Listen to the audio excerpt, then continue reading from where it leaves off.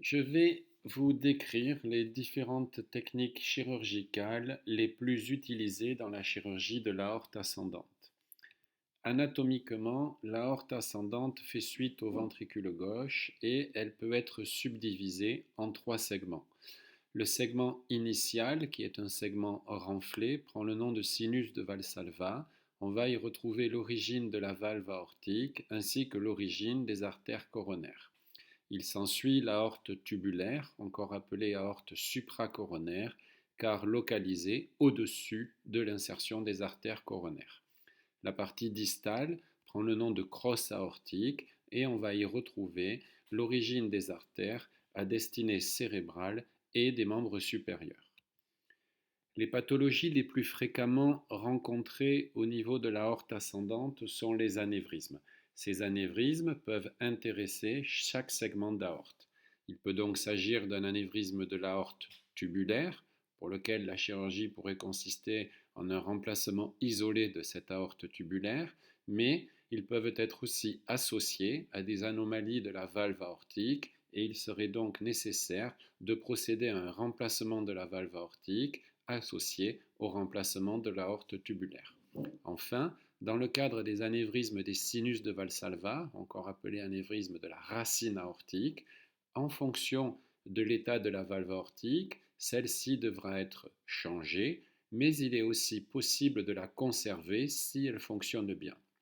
Dans les deux cas, une réimplantation des artères coronaires sera réalisée, associée au remplacement de l'aorte dilatée par l'utilisation d'une prothèse.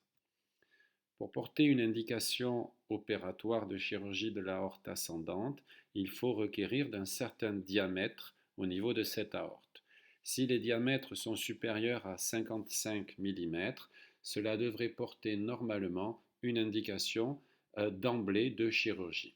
Cette chirurgie peut être menée plus précocement s'il y a une anomalie de naissance de la valve aortique, le cas le plus fréquent prend le nom de bicuspidie, mais s'il y a aussi une anomalie de fonctionnement, soit de régurgitation dans le cadre de l'insuffisance aortique, soit de sténose dans le cadre des rétrécissements aortiques.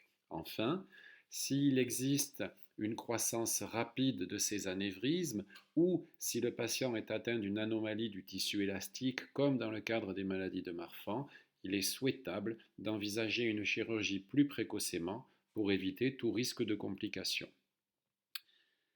Si la valve aortique est pathologique et qu'il est nécessaire de la changer au cours de l'intervention, il sera nécessaire au préalable de discuter avec votre cardiologue et avec votre chirurgien pour discuter de l'opportunité de l'implantation d'une valve biologique d'origine animale ou d'une valve mécanique.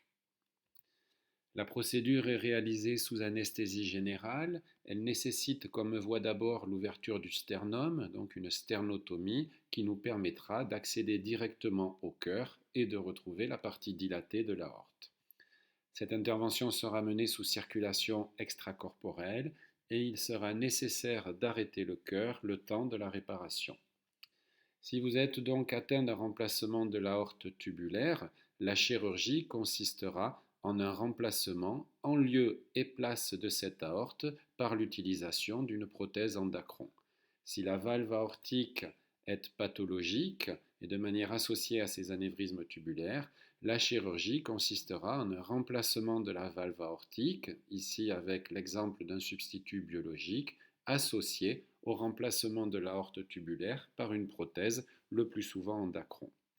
Enfin, dans le cadre des anévrismes des sinus de Valsalva et en fonction de l'état de la valve aortique, il peut être réalisé un remplacement exclusion de la racine aortique avec remplacement valvulaire aortique. C'est le cas de l'intervention de Bentall. L'opération va consister en l'ablation de l'anévrisme, la conservation des artères coronaires et l'exérèse de la valve aortique.